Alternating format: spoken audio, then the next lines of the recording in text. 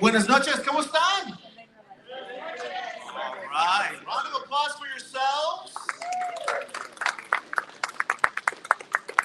Tonight we're going to shatter a lot of stereotypes, and y'all have helped us shatter one of the longest running stereotypes. So from now on, when people hear Latino time, it's going to mean on time.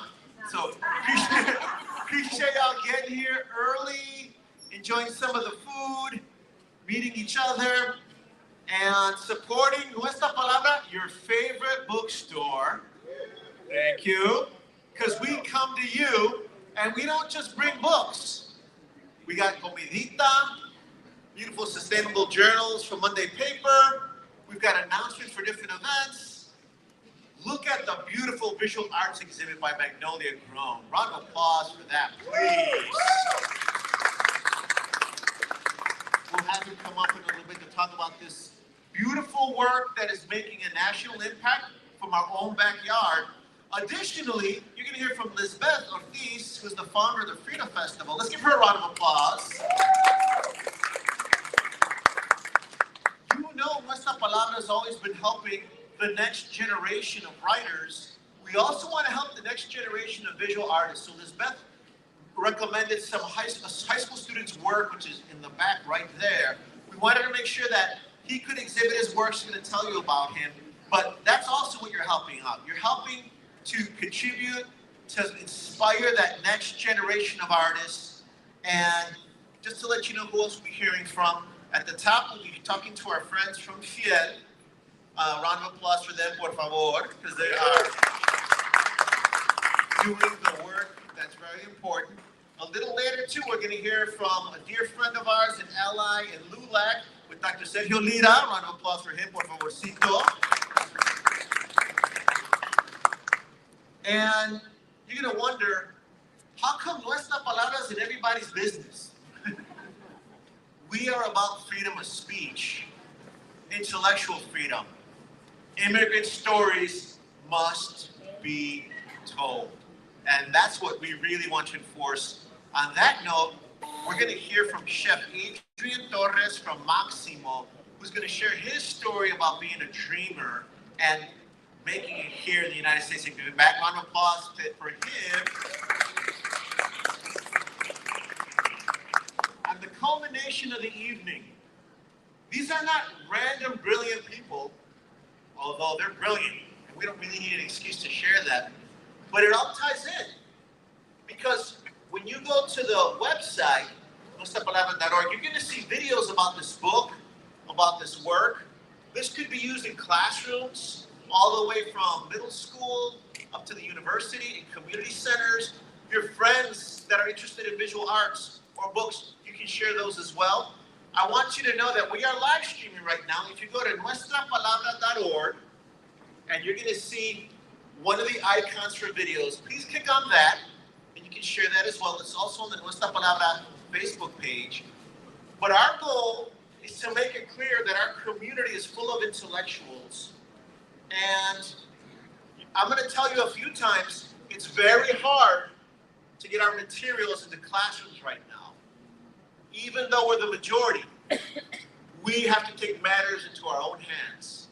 So that means we want to give you tools to spread, and we want you to come back with more ideas to continue to spread that. And one thing that we do is we come to you. So what does that mean?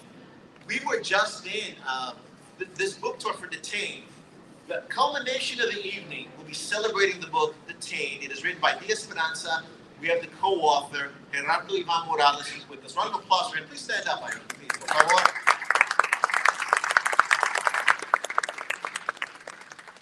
He doesn't look tired. Well, we've been on the road. We're doing 5 cities. So we were just in Austin. We were just in San Antonio. San Antonio. San Antonio in the house. And we're so glad to be here. Next stop is El Paso. We're actually going back to Tornillo. It's going full circle. Thank you. Thank you very much. It's coming full circle to Tornillo, where D.Esperanza was detained. And this is going to culminate also in Dallas. few things we learned about Austin, because we're learning a lot about our neighbors. So in Austin, we had the event at El Buen Samaritano, which was about 20 minutes away from the more popular parts of the scene. And it's cute because in Austin, they're like, it's 20 minutes away? It's so far. And I'm like, you know, in Houston, that's pretty standard. 20 minutes is like a quick drive, you know. In San Antonio, there were more like 25 minutes. ¿Verdad? I tell you what though, in either city, 170 miles is far, 140 miles is far.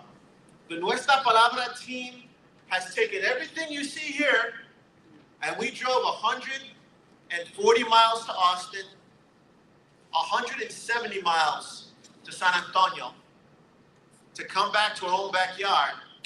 And every step of the way, we have symbolically looked at and overcome all the barriers for books and art to get into the hands of our community.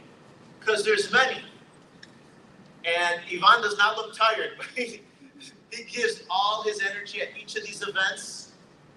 And with each step, we're making more allies. I'm telling you this then, throughout the evening, I'm going to remind you that there are forces at work to keep this from happening and to keep books out of our community. However, we are more powerful than them. And tonight, some of you may become Librotraficantes, possibly. Some of you may stock your family libraries. We're going to tell you about our overground libraries and public libraries. And there's some underground libraries that we won't tell anyone about. That's the state that we're in. However, it is all about community. So I want to start off by welcoming one of our first guests again for the live stream. And folks who I don't know, my name is Professor Tony Diaz, a Librotraficante. I'm the founder of Nuestra Palabra, Latinos Having Their Say, your favorite bookstore. And we just turned 27, if you can believe it, back in April. And one of our first guests is, they are Fiel, which is turning 18 coming up. They've got almost 2 decades in this field, and they're right there on the front lines. And if we're going to talk about immigrant stories, we wanted to make sure to give them support. So please welcome Mr. Cisneros. He's in charge of, he's a coordinator for their campaigns. Round of applause for Fiel, por favor.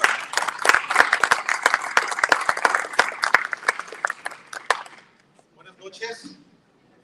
Good afternoon. Is it on? Yes. Okay, good afternoon. Buenas noches. Okay, my first language is Spanish. I speak English, broken English. And I want to ask you if I can speak Spanish. Sí. Es nuestra palabra, right? Okay, good. So my name is Alain Cisneros. Mi nombre es Alain Cisneros y soy coordinador de campañas con Fiel Houston. 25 años más organizando la comunidad inmigrante en Houston con diferentes organizaciones. Aquí tengo varias caras que conozco por muchos años organizando, y la historia de este niño es algo que está pasando hoy. Hoy está pasando la historia de este niño, y a diario hablo con padres que están pasando por esta historia.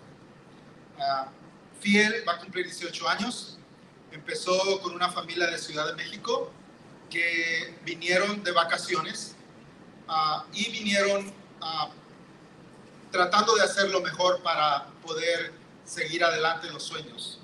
A estos muchachos su madre les dijo, estudien, hagan lo correcto y van a hacer todo lo que puedan hacer. Sin embargo, cuando hicieron todo lo correcto y trataron de llegar a los estudios superiores, les dijeron no, porque no tienes documentos.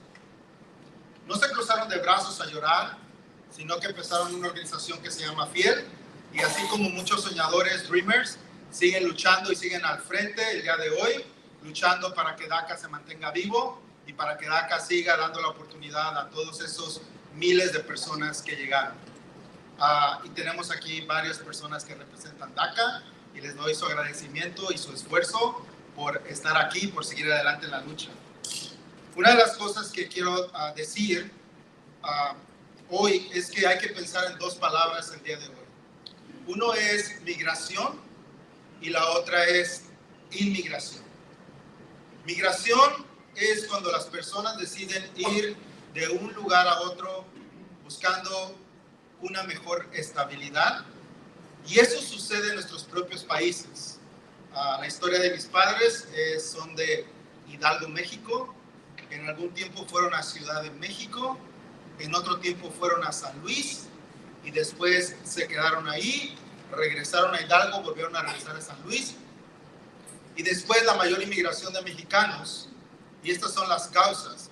La mayor inmigración de mexicanos en los Estados Unidos fue después del gobierno que se le conoce como el Salinato, después del Tratado de Libre Comercio, que quebró los negocios, quebró las oportunidades e hizo que millones de mexicanos vinieran a Estados Unidos buscando algo que no podían encontrar en su propia migración en México, y decidieron inmigrar. Inmigrar es ir a otro lugar para mantenerse estables en ese lugar. Honro la vida de María Jiménez, que las personas, un aplauso, que nos enseñó a luchar, pero nos enseñó las causas. Y hay que seguir trabajando en las causas de la inmigración y de la inmigración hace la vida realmente pesada a muchos seres humanos, incluyendo lo que está pasando aquí. Somos inteligentes, somos realmente poderosos como comunidad, necesitamos hablar de estos temas más fuertes, más grandes. Fiel sigue luchando día a día por mantener esa línea enfrente de las detenciones. En cada semana, normalmente en Houston, se están deteniendo 200 personas. Y es algo que está muy marcado y va a seguir sucediendo. Familias nos hablan, familias que no son criminales, personas trabajadoras de más de 20 años viviendo con habilidades que han aprendido, con una vida que tienen por delante, con familias mixtas. El 80% están siendo detenidas diario en Houston, casi por semana 200 personas. Entonces, sigamos y continuemos luchando. Este espacio de entender las historias, escuchar las historias de las personas que lo vivieron, darse el tiempo de traducir y ver qué hay en la mente de ese niño, es algo importante que hay que leer y hay que compartir. ¿Qué es lo que está sucediendo con nosotros? ¿Y cómo vamos a ser más fuertes apoyando a cualquier organización que quisieran apoyar, pero tomando acción? Tomando acción diario. Tenemos que ser intelectuales, pero tenemos que tomar acción para poder tener un cambio. Gracias, Tony, por esta oportunidad que nos das, y saludos a César, que nos ve en vivo. Está ahora en El Paso testificando en una corte sobre los derechos de inmigración. Trabajando todo el tiempo, todos los días, 365 días del año por 25 años. Gracias.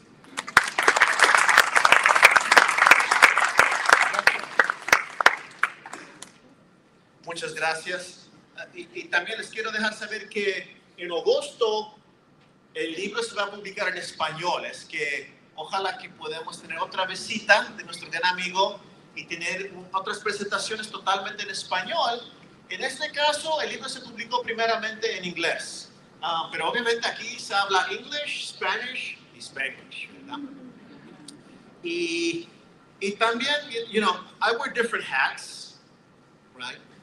Sometimes I have the fire and brimstone because I'm surrounded by such cool people that can entertain you, and they're profound as well. And sometimes we do have a lot of fun. So, let's talk about tacos.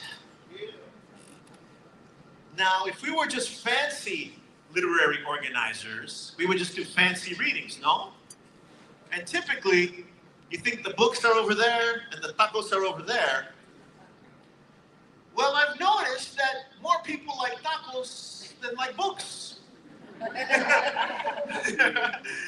So we're like, well, what can we do to build a bridge?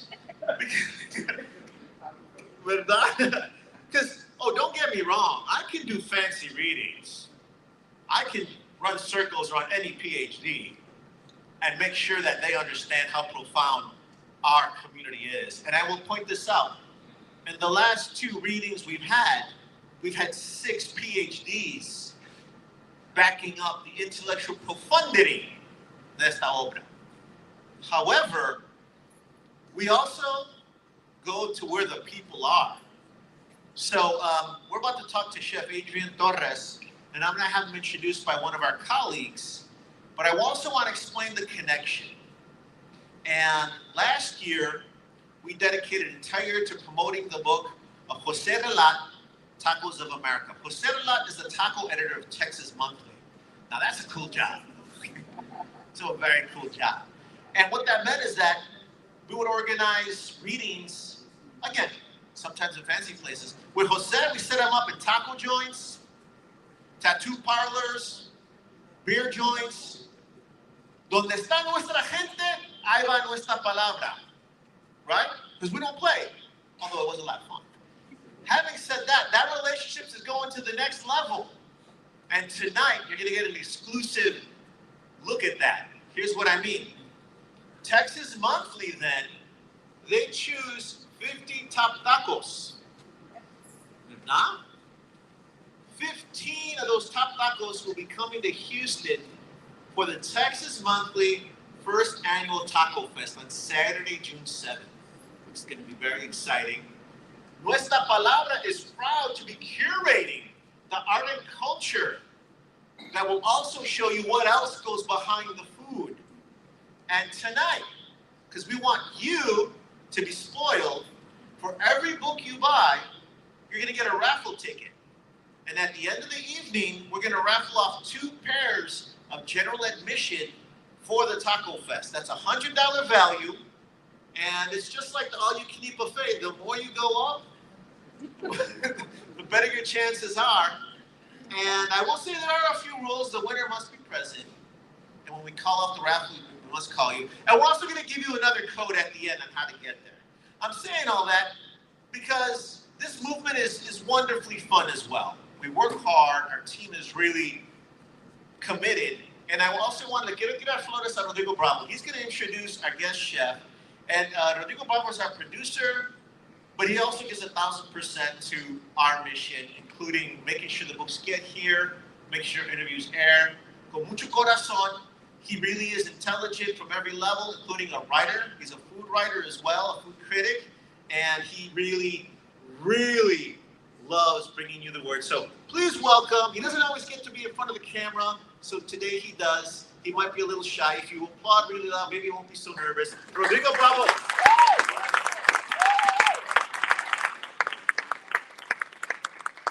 I'm not a food critic. I just like food. I get my opinion on it. The reason I really asked Tony to allow me to introduce Chef Adrian is because there's a lot of synergy here, and I hate that word, but it really makes sense because when it comes to the tour that we had, Jose Relat, he's the editor, the taco editor for Texas Monthly. And when we traveled together, I'm not sharing anything that he doesn't share publicly. Jose has epilepsy, so he can't drive. I drive with him. And we started driving, and last year we drove over 12,000 miles across the state of Texas, nearly 500 different taquerias and over 1,200 different tacos, looking for the top 50 tacos in the state of Texas. That culminated into an article in Texas Monthly, which was the first quadrennial top 50 taco list in Texas. I'm sure y'all heard of the barbecue list, right? Yeah. So it was the first taco list this past November, which now is culminating into these festivals, and that proudly Nuestra Palabra are the cultural curators of that festival. The reason I make that connection is because Jose gave me an additional writing credit for that article. And that was really special to me. I didn't expect that. I didn't even know about that until the article came out. And Jose did that out of the kindness of his heart. One Latino supporting another Latino. And so when I had gone to Maximo before, here's where it ties in. And Chef, he gets me on this all the time. I didn't really like it. It was the first time I went, and I didn't really like it. I said, it's okay, and this and that. But Chef Billy Thomas, he's actually the 2025 James Beard Award finalist. from Belly of the Beast in Spring. Fantastic restaurant. If you're ever in Spring, first of all, I apologize that you're over there. But second of all, if you're there, you should stop at Belly of the Beast. It's an amazing restaurant. Fantastic food. He pours his heart into it. He told me, you need to go there. Chef Adrian's there. I work with him. I believe in him. And I said, okay, I'm going to go over there. And I actually went with my friend Brittany Brito Garden. She's the editor there at heater.com. Say hi to Brittany. Everybody give Brittany a round of applause. So we went, and I got to say, I was blown away. I was just blown away by the food, the taste, the ingredients, of course, but also just kind of the essence of what he presented. And this is what I'm getting at. So when that happened, he told me about how Chef Billy Thomas mentored him. He took him under his wing. He said, like, I'll help you, this and that. And we hear that a lot, right? Sometimes. And then we hear also the other one, right? Competition versus collaboration. And then the most beautiful thing was when I asked Chef Billy to lend me a picture that he had taken with him, and he did, and I posted it. And then Chef Adrian wrote back, and he shared a text of that conversation that he had with Chef Thomas. And Chef Thomas was not, le estaba dando ánimo. He was telling, you can do it, bro. You got this. Write out a plan, do this and that. And so my whole point with all that, and with the story that I told you, and what Nuestra Palabra is doing is, we're always about uplifting our community. We do what we can to uplift our community on kind of a micro, it's still micro, but maybe on a larger scale. But we all have the power to lift others on our own communities. And just like Gerardo did when he went to Tornillo, he didn't have to do that, but he knew he had to too, because that's within his heart. And he said, I'm going to advocate for these kids. I'm going to go there and I'm going to do the best that I can with what I have in my sphere of influence. And that's what Chef Billy Thomas did, and Chef Adrian was vulnerable enough to share. And so I just wanted to share that story because, yes, Chef makes great food and he has a great restaurant, but he's also a great person. And I think sometimes that gets lost in the things that we all do, just like Gerardo's a great person, just like Tony's a great person. We can all be great persons if we just take time to really uplift our community. So that said, I do want to introduce Chef Adrian. He is from the restaurant, so whenever, but he was also a hacker. I personally reached out to him to make sure a little bit about the story. Immigrants are everywhere, and you don't know what they're doing. And if Jeff talked about it, man, and if he didn't have to go out there and do that, I would have been maximum. Fantastic. And with that, I want to everyone today for this.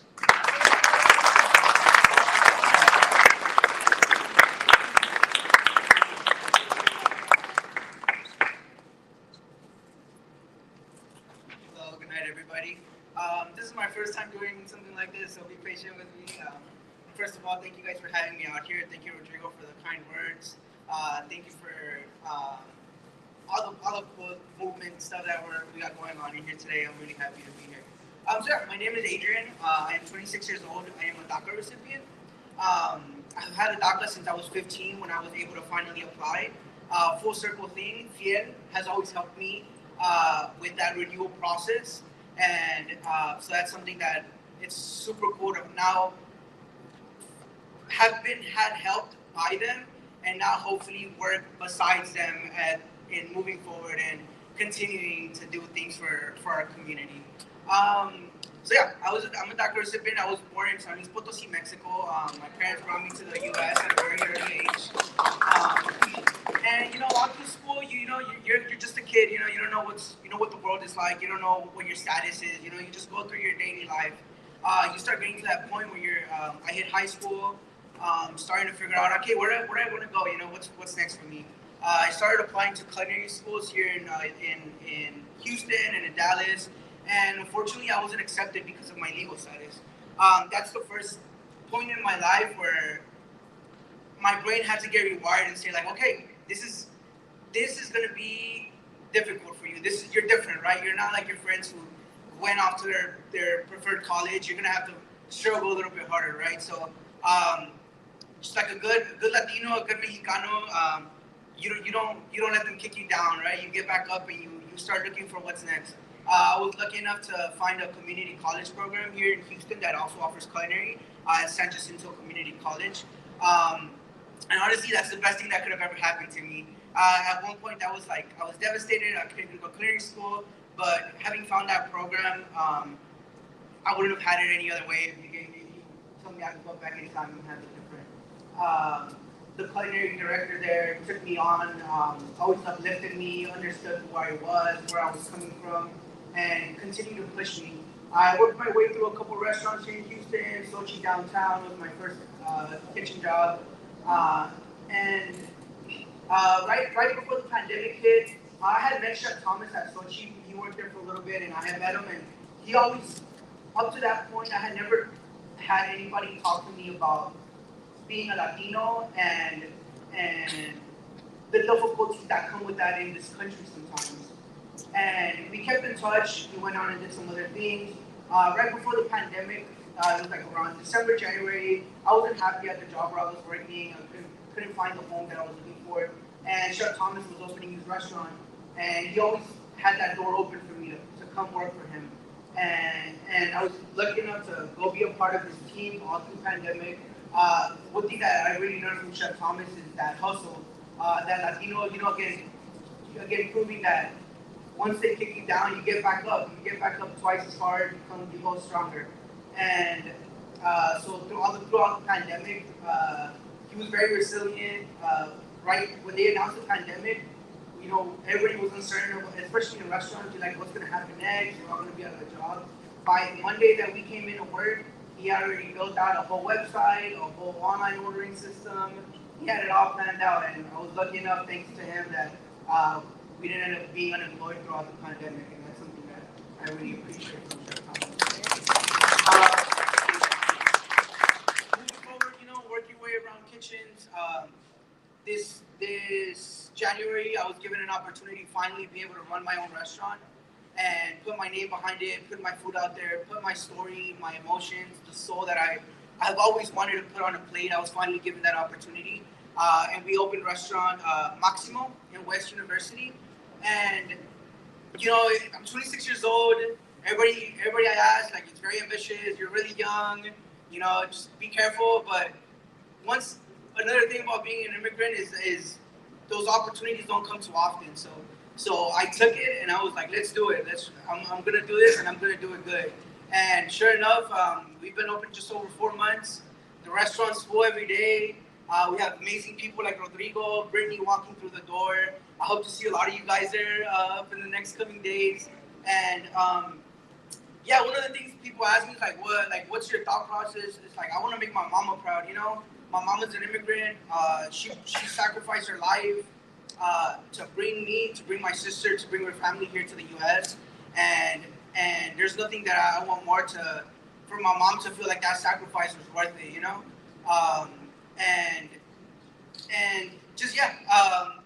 just quick story. The other day, there was a Latino couple that was in the building. The gentleman was walking to the restroom and he saw me at the pass right at the window. I'm always right at the front. And he goes, "Échale ganas." And I don't know why that stuck with me, it's I heard my dad, I heard my mom, I heard all my family just, "Hey, échale ganas, no te rajes, no te agüites, no pasa nada," right? And for to be seen by someone of our community and that love and it's very fulfilling. And I go out to the table and I'm like, "Hey, how's everything?" And the first thing they tell me is "I can't wait to bring my mom here." And it's that's all I want. That's my job here is done. If you love the food, if you love the story, if you love what's in front of you so much that you want to share it with other people, then that makes me proud and it lets me know that the team is doing a good job.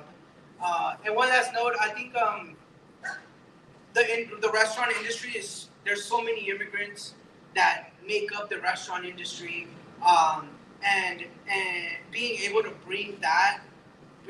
Being able to come here, get knowledge, get education, and bring that to my staff, friends, family is so important. And I assume everybody that's here is going to do that as well. It's going to take these stories and share them and just continue doing good things and uplifting and not letting them continue to oppress us. And so thank you guys for having me. Thank you guys for listening.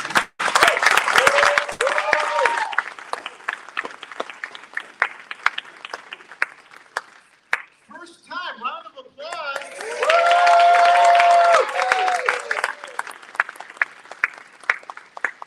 No, y mira, es un honor que te lances aquí. I mean, people think of Nuestra Palabra as poets, maybe working on the first time. Your words are poetry. Those are the stories we need. And one day when you write your book, okay, I will be heartbroken if you, si lo estrenas somewhere else. But I love it if it happens here. So thank you so much. You got a chance to meet Rodrigo from the team. I do want to introduce some of the other team members. We got Clarissa Zubia, our operations manager back there, she's giving you those raffle tickets. Lizbeth Atencio is the founder of Monday Paper. Where is Lizbeth? Lizbeth is back there. She helped us design the new logos that you may see. This has changed over these 27 years. I also want to let you know that the Monday Paper notebook is beautiful. It's a beautiful journal. And talking about your story, the journals are sustainable. They're made out of sugarcane paper and soy ink. But our community deserves to know that their ideas are worthy of something beautiful, that they should be in works of art themselves, and that our stories do matter. So we encourage you to take a look at that or the Nuestra Palabra notebook and give those away to someone that doesn't know they're an intellectual. Because just like the chef said, it's that one person que te anima, que te dice, hey, échale ganas, hey, I'm with you. That goes such a long way, and you are the leaders, and we have to do that as well. I do want to give a shout out to some of our other earlier Librotraficantes. We got original Librotraficantes, Brian Barras and Liana Lopez are here as well. Please stand up. Original Librotraficantes.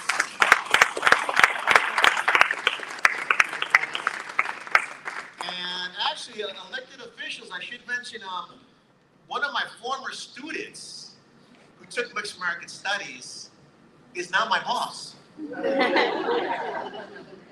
And it was a really honor to be at his inauguration and say as much that it is beautiful that we can be professors in an institution like Lone Star College. Sorry, Houston Community College, we're friends here too. That's where I'm a professor. I started here. But the goal is that, to teach our students so well, and if they got the talent so that they can go ahead and become a board of trustee of Lone Star College. Any mister, please stand up for the board.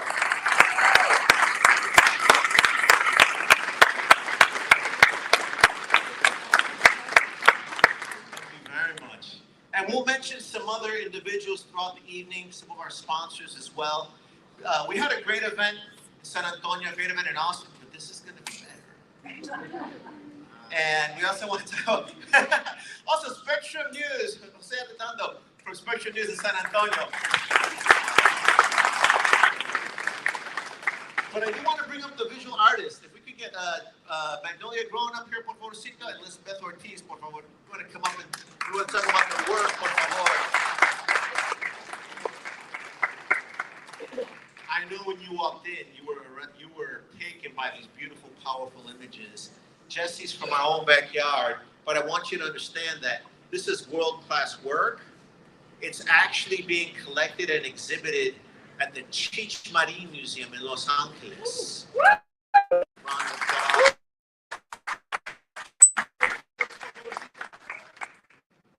Just real quick, my name is Jesse Rodriguez, also known as Magnolia Grown.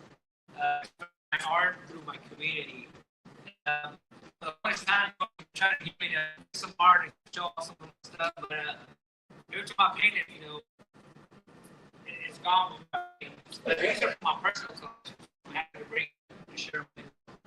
And the palabra is time to shine. It's the word that made me who I am today, and I'll tell you the story. But today is about all of us. We're all here to support all that's going on today. And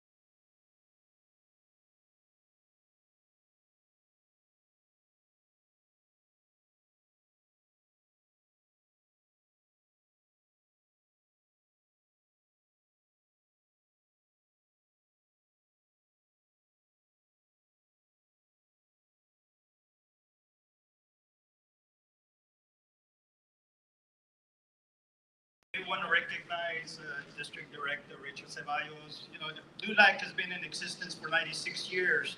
You know, I'm the president of Greater Houston LULAC, president of LULAC Council 60 District. We're an extension of 96 years of advocating, not only for immigrants or DACA students, but for all citizens that are facing injustices, all Latinos that are facing discrimination, that are laws that are against us. Now more than ever, we must be united. And young folks, let me share a couple of information with you. Latinos having their say, we have actually regressed backwards by policies that have taken away DEI programs in our universities. You know what that means? That when you're a first generation going to university, that you have a support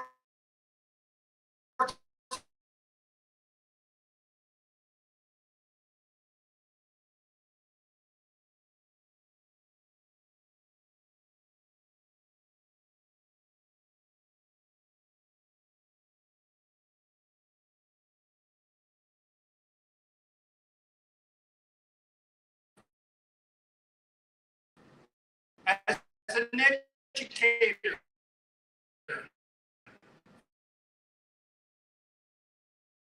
For 30 years, incarcerated.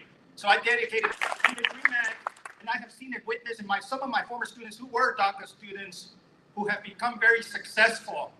If it were not for the DREAM Act, they would have not become engineers, doctors, lawyers. The DREAM Act is on the table right now as we speak. It has helped over 250,000 students pay in-state tuition. And the father of the DREAM Act is General Rick Noriega, who lives right down the street. Let's give him a big round of applause, because that act was adopted in 55 states in this country. But before, when I was looking at this, why are we here, Latinos having their say?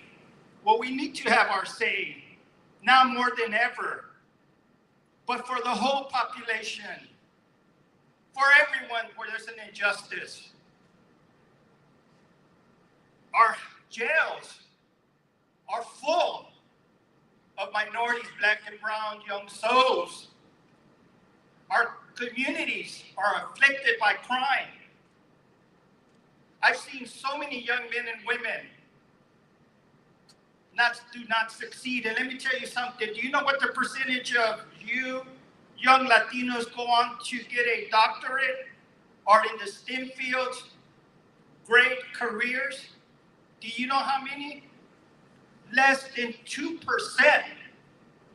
And that statistic has not changed in 50 years. That is sad. We need to educate more and more, but the only fixed variable that we have is not poverty. It's not documentation. It's not a support system or having a single mom. The only fixed variable that we have to change is the curriculum. And that is what we have to change starting in middle school. And I'm working like hell to change that for you and for the next generation. So why am I here today? Well, let me tell you something. Let me tell you a story about my Acalamano. We've been buddies and friends for many years, Tony Diaz and I. But when I was on the school board, in 2018, I get a call from Mr. Tony Diaz. He says, hey, I want you to come to Austin. I want you to come to the State Board of Education and testify. I said, absolutely. As a high school administrator, I knew that our stories weren't told in high school. And I knew so many Latinos who didn't know their own history because it wasn't offered. So then we're doing great work on the school board.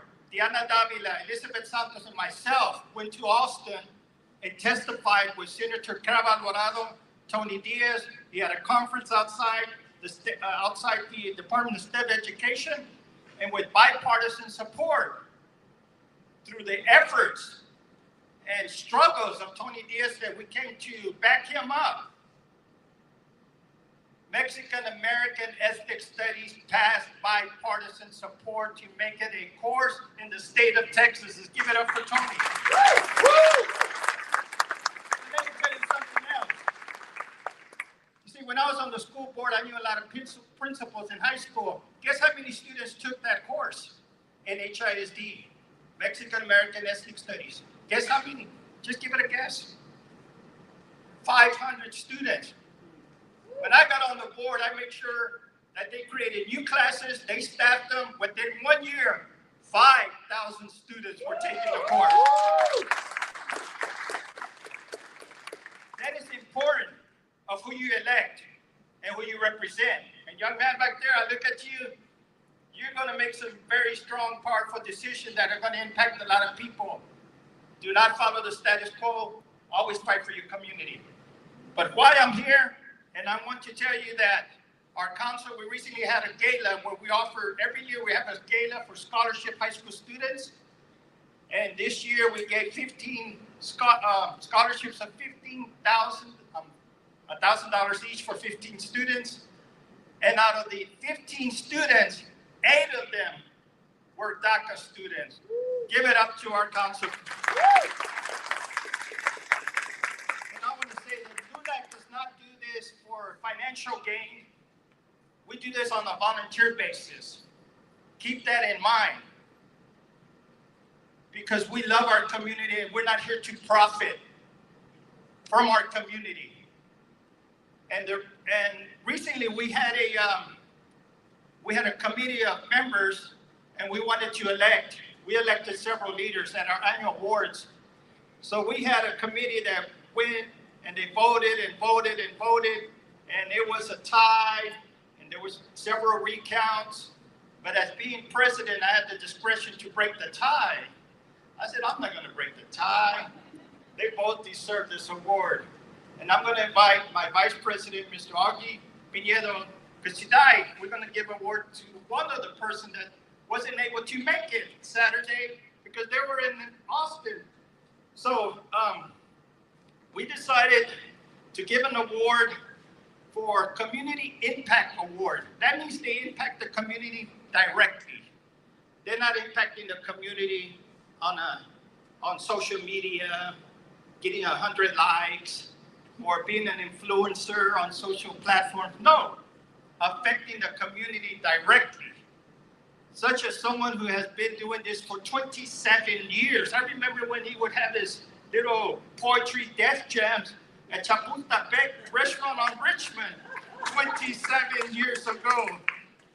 And you didn't know this, Tony, but I said, one day I'm going to be up there to tell my poetry, but I haven't gotten there yet. But anyway, so without further ado, our LULAC British Houston Council selected and proudly awards the Community Impact Award to none other than Mr. Tony Diaz. Well deserved.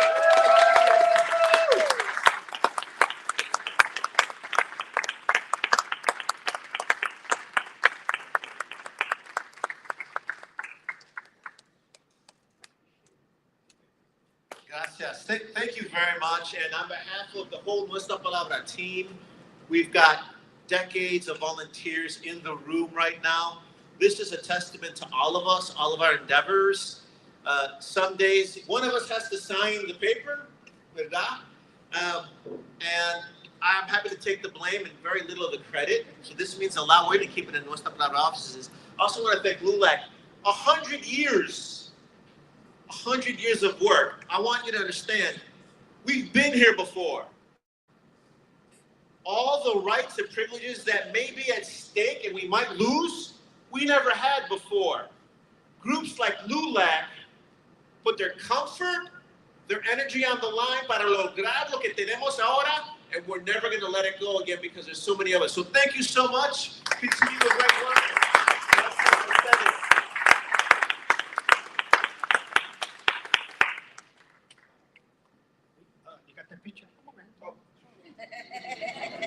All right, now you can blow up social media here.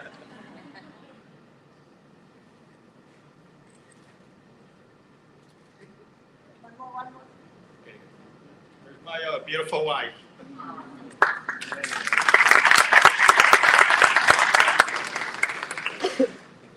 Thank you all, and God bless you. Sigan adelante. Aquí estamos en Magnolia Grown. You're known as Magnolia Grown. I am Magnolia Grown. Round of applause for Lula.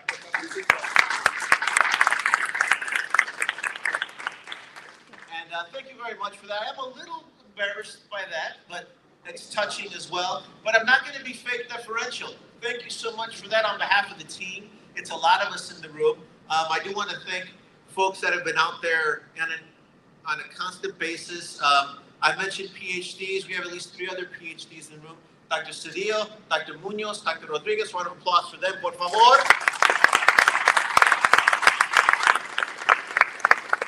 We got other poets and writers all here for our guest of honor. And I'm doing this also for the social media because wherever you go, Iván, who's ever watching needs to know you're not alone. You got all of us behind you, from PhDs to chefs to visual artists to civil rights organizations, lawyers, supporters.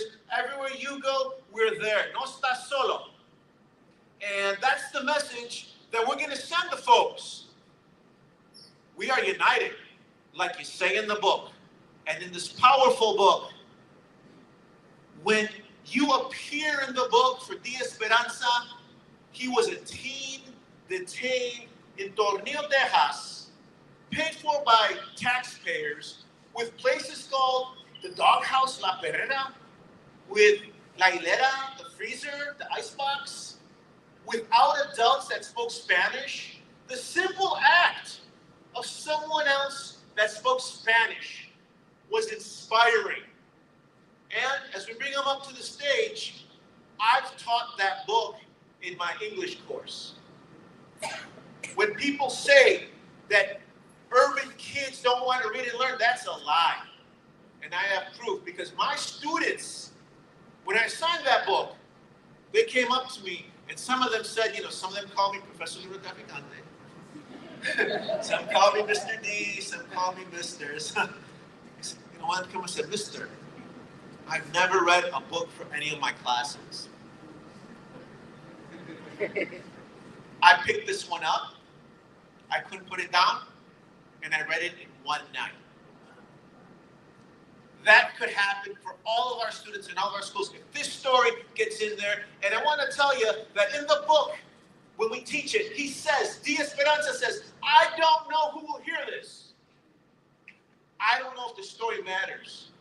The young man you're about to meet said, I know it matters. It will get out there. And he's made it his duty to get it published and bring it to you. Please give him a warm round of applause, Gerardo Iván Morales.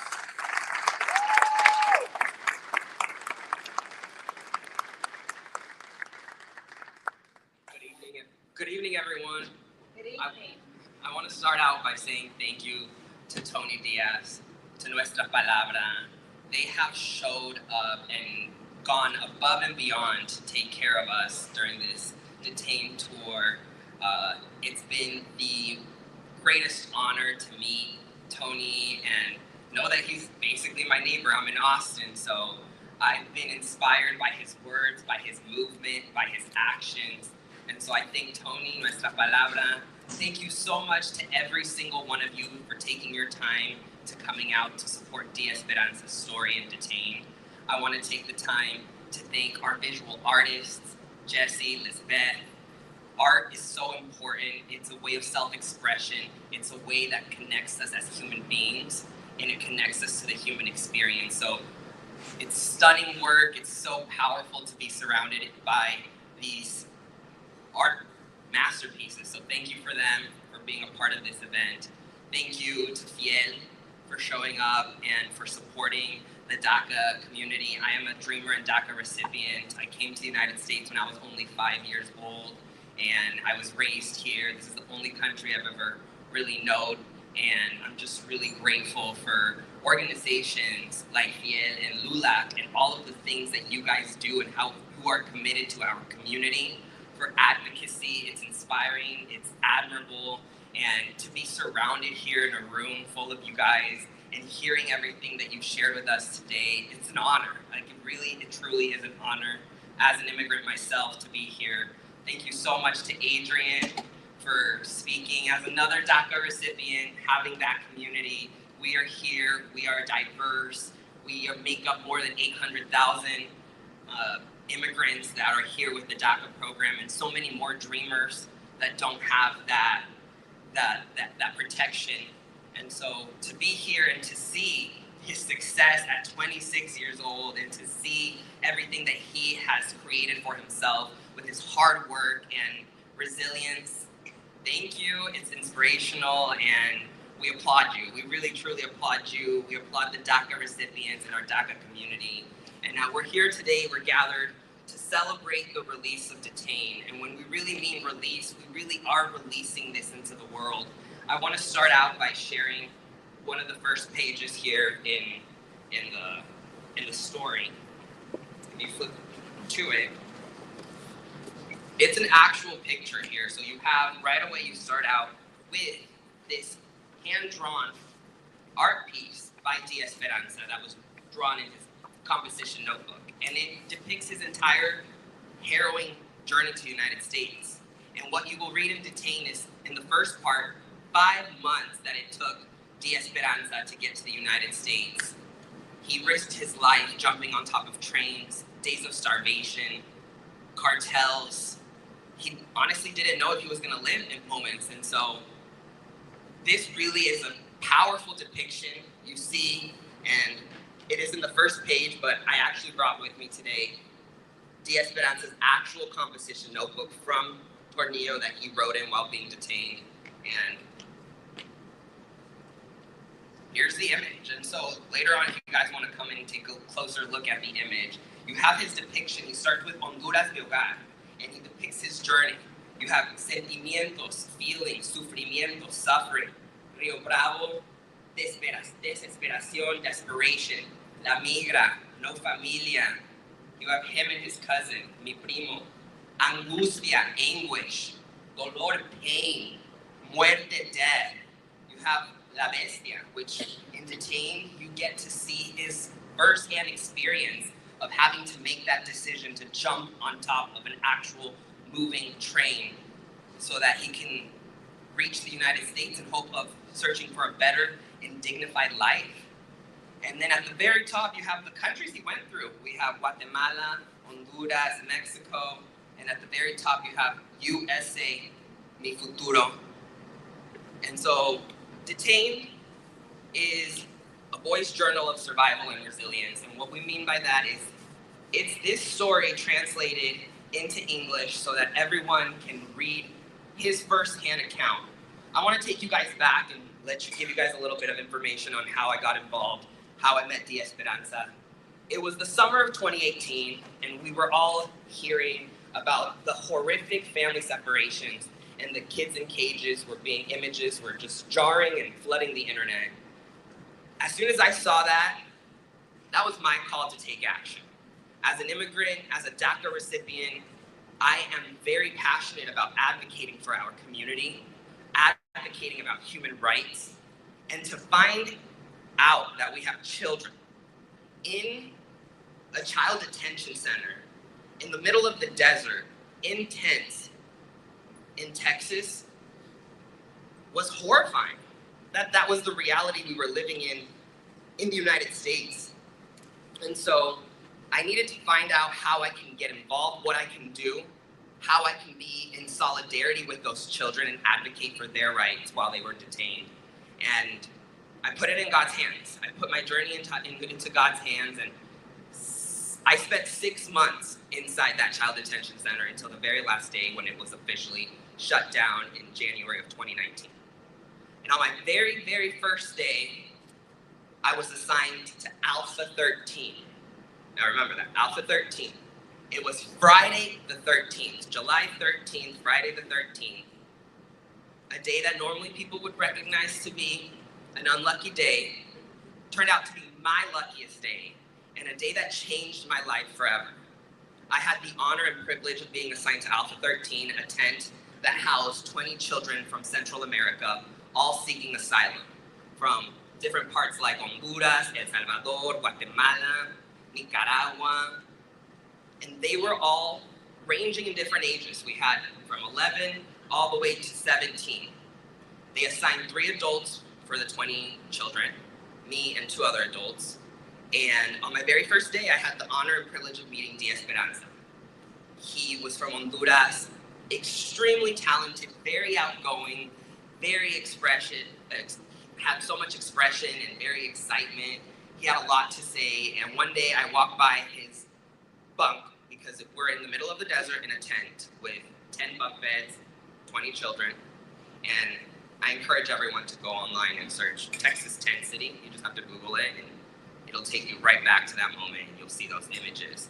But I was there walking in the tent, and I see D.Esperanza writing in his composition notebook, and I go up to him and I say, "Hey, D.Esperanza, what are you up to?" And he said, he immediately, his eyes lit up, and he was like, "I'm writing this rap. Do you want to hear it? Do you want to see it?" And so I was like, "Of course, I'd be honored to read your rap." And it's a rap because it's written in Spanish. So that is how this book started. He wrote Somos Inmigrantes, a poem that really captures the raw experience and emotion of what it means to be an immigrant, about the experiences that immigrants face on their journey to the United States. And at just 14 years old, writing that, after reading it, I was in tears. Like, this was a powerful poem. And I told him, D, you have such a natural talent and this ability to capture the human experience, the immigrant experience. Like, you need to continue writing. Continue writing about your journey, write about your time being detained, write it all. Because one day, your story will change the world. And to my very surprise, he continued writing, and then while being detained one day, weeks later, he comes up to me and he has this composition notebook written with his entire story. It was a testament of the resilience of children in the face of hardship. You can imagine these children are coming from horrendous trauma already. From their fleeing danger, fleeing hunger, starvation, cartels, gangs. They have seen it all. And then when they come to the United States, they're here looking for safety, looking for asylum, only to be detained at places called La Perrera, La Hielera, where no child should ever have to see those places. And there is a process that has the children having to be turned into the Health and Human Services within 3 days. And sometimes that's not met. In the summer of 2018, when the kids were being sent to the Tornillo Detention Center, we had children that had been at the Perrera and Hielera for over a week, without showering. And that's the reality we have. And so when we're in a country where we have these children under our care and custody, it is our right, it's our duty, it is our responsibility to protect these children, to uphold their human dignity. And it starts with giving them that representation. Over 100,000 unaccompanied minors come to the United States every year seeking asylum, and no one knows their story. Until now, you get to hear from D.Esperanza what it was like to be detained for 5 months, 5 months of uncertainty, 5 months of being called a bed number, because that was the reality that I witnessed. These children, while they're in the care and custody of the United States, are dehumanized. They have name tags with their picture, with their name, their assigned tent, in our case it was Alpha, and the bed number. Now, they are left in the care of unqualified personnel, and that's the reality. These are people that do not have the experience to work with children, let alone children with trauma, and a lot of them aren't Spanish speakers. And so these children are used as a way to threaten them, to keep them in line. And so what you would see is D.Esperanza, for example, they wouldn't call him by his name. They would say, "Cama 12, silencio, Cama 12, ven aquí, dame 12, reporte. And what does reporte mean? Like, you hear reporte, and to a child that just underwent everything at the Perrera and Hielera and has experienced everything on their journey, like D.Esperanza, to hear reporte, you're hearing deportation. Could I be deported? Could this lead to my deportation? And so it were these kinds of threats that were used to give these children to maintain quiet, to keep in order. And unfortunately, no one knows about their stories. And so that was my main mission. My main mission was how do we get D.Esperanza's powerful story into the hands of everyone? Because I had the privilege and honor of meeting him. He told me his entire life story in person. And then when I saw it written in when I saw it written in his composition notebook, it was a full circle moment, and it was a moment where I was in complete awe. And I told him, your experience is gonna go down in history, because it is gonna go down in history that there were child detention centers in the United States where children were kept. And so D.Esperanza is here to share his story. And even though it's a hard story, because it's a hard read, it's a story of esperanza. It's a story of hope. It's a story that we can all relate. And I think that I had the greatest honor of talking to Tony's students, people who aren't, and some of the students who aren't immigrants, who can't directly relate to D.Esperanza on that level, who were telling me and sharing with me how they read the book and they saw themselves in D.Esperanza and how they were encouraged to write their story. And so when you read D.Esperanza, you're connecting to him, to his human emotion, to his resilience in the face of adversity, in the fact that, like we were talking about with Adrian's conversation about immigrants, we're constantly being knocked down. When everything gets hard in life, when things come into our paths, we do not let it stop us. We continue. We fight through. And juntos somos más fuertes. Together we are stronger. That's something that I would tell every single boy in Alpha 13 and D.Esperanza, and that was our main message. And when we were there together, my main mission was, while we're here, knowledge is power. And the more you know, the less you fear. And there was a lot of fear. They didn't understand the asylum process. They didn't understand what was going on with their cases, why they were being detained for indefinite amount of periods of time. And I was there to give them that information, to let them know that everything that you sacrificed to this point to get to the United States, you're here and you're going to have endless opportunities. And it was a sacrifice that will open doors for you. And like now, we have D.Esperanza, who is 21, so we are going 26, 21 years old right now. He has a son, he has a wife, he has a family, he has a life here in this country. And thanks to Simon & Schuster and Primer Sueño Press, his voice is being heard. He is a published author. And together, we encourage everyone to read Detained, to share Detained, to talk about Detained with people who not necessarily understand or know, to have these conversations, because I think as a community, we are strong. We are diverse, we are resilient. We are here tonight to celebrate our community, to celebrate immigrants, to celebrate the human experience, and to show what we can accomplish when we come together. And I think that when we come together, we can move mountains.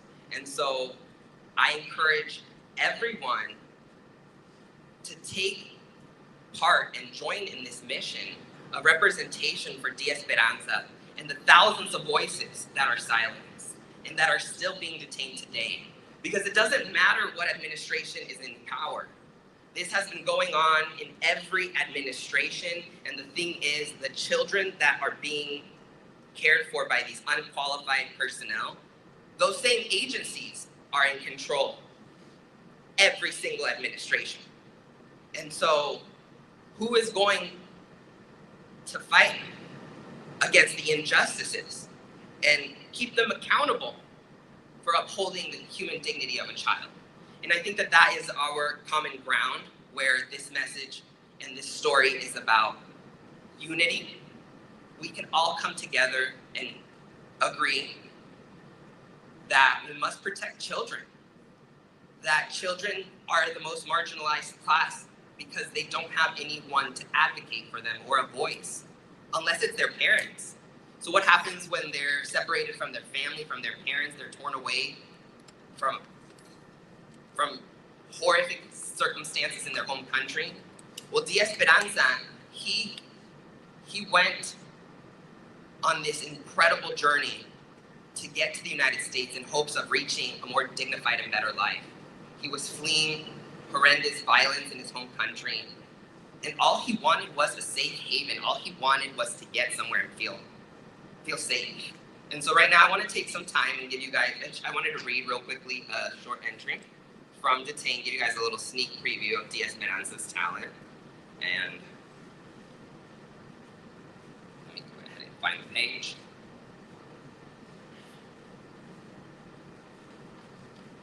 And I would like to say again, as the co-author, as someone that knows D.Esperanza, I see him as a little brother.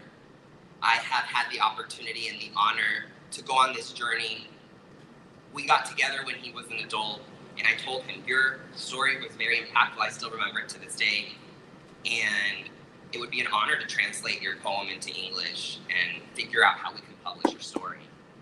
And from the very moment that I asked for permission, he said yes. And he was on board, and he was, without any hesitation, excited to bring a voice to these children. And now that he's a parent, because now we have to see that he has a different perspective, and he has a child himself, and the child's 3 years old, and he tells me that now he sees his child, and he sees how excited he gets when he gets home from work, and he's like, papi, papi, papi, and he says he cannot imagine what it would be like to see him be separated from him or be detained. And so this story is all D.Esperanza's. I am just the co-author. I have a note at the very end. I am a witness to his incredible talent, and I worked with him, alongside with him, so that we can find the representation and we can publish his story. So here is a little sneak preview of Detained.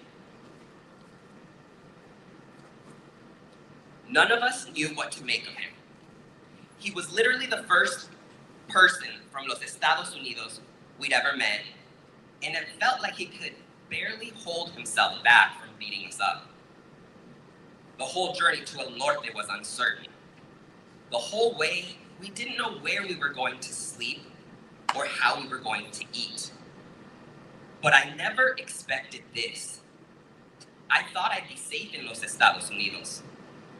And now, I have no idea what to think. That guy was so angry. It went against everything I thought I knew about coming here. I wondered if he was confused and thought we were drug smugglers or something. But how could that have been possible when we were just kids? Miguelito is only 12.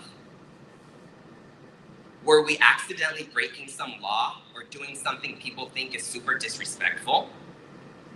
There was no reason for him to treat us like we were disgusting. I mean, we were sweaty and dirty and slimy, and I was bleeding through my sock, but I felt like that wasn't the thing he was so repulsed by.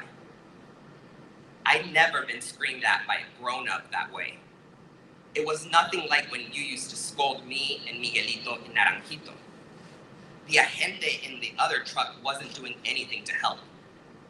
I started to feel like maybe I wasn't safe in los Estados Unidos. At least, not by the frontera. Like I was an injured, exhausted kid alone in the desert with a pissed off white guy who was yelling at me and calling me trash. And he had a gun. If he could be this hostile toward us, though we were just kids, I'm afraid of what else he might do.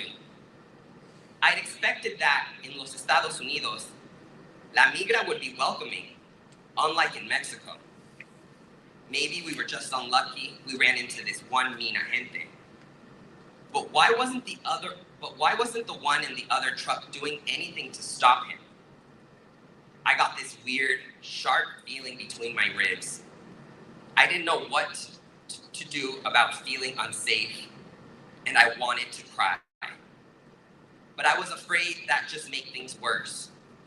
I was worried about what this man might do to me or my cousins. He yanked me towards his truck and grunted, "Get it."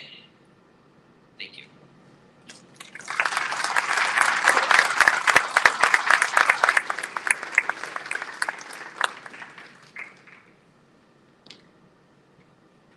Thank you so much, Ivan. That's powerful.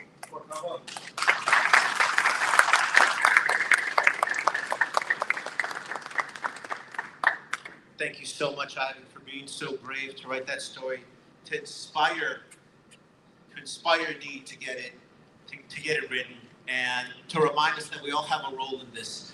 Are you enjoying tonight? This is what we should experience all the time.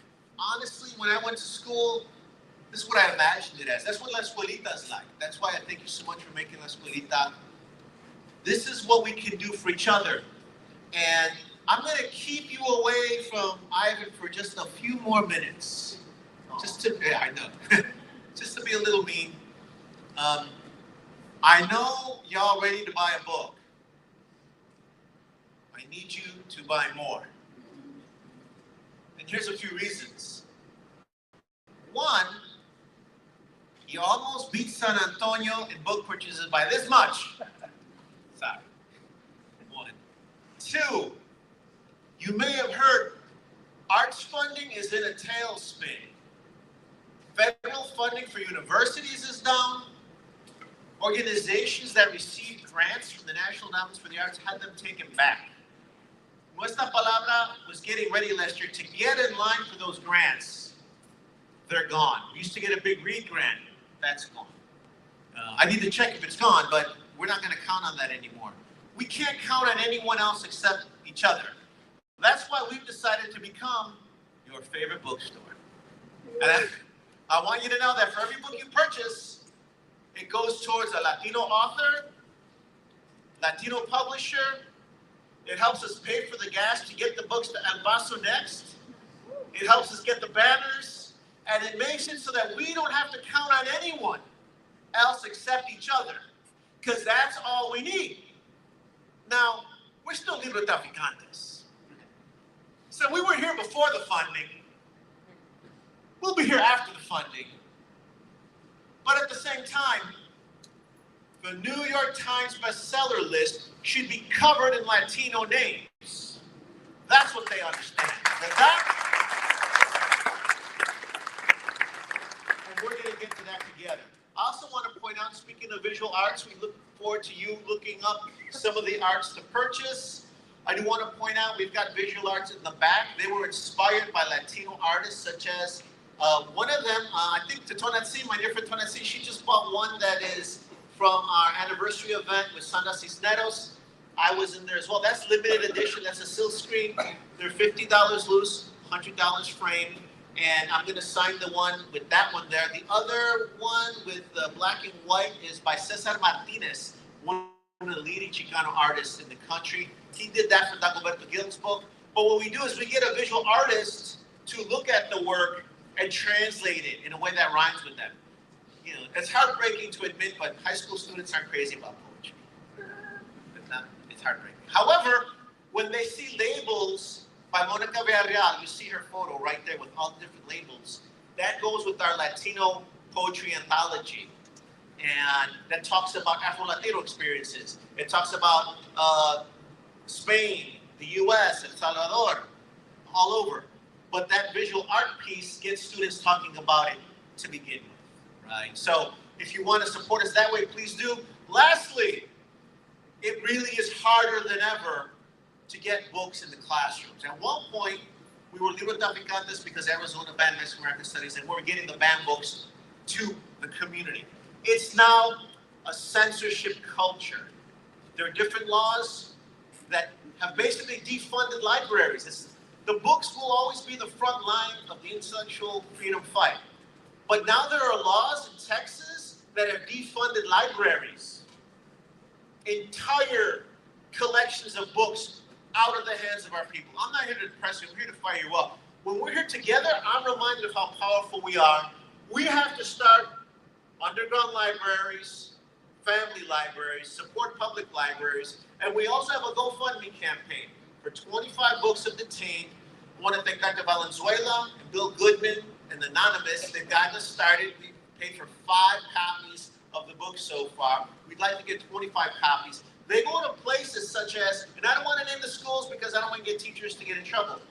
The school is right here.